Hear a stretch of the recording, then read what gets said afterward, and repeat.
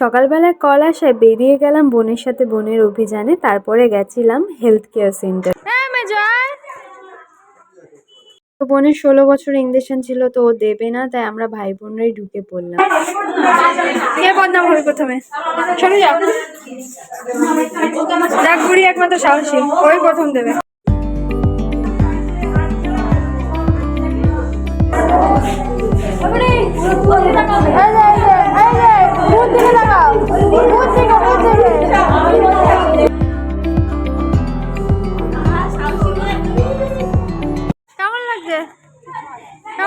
बोलेगा नहीं साला।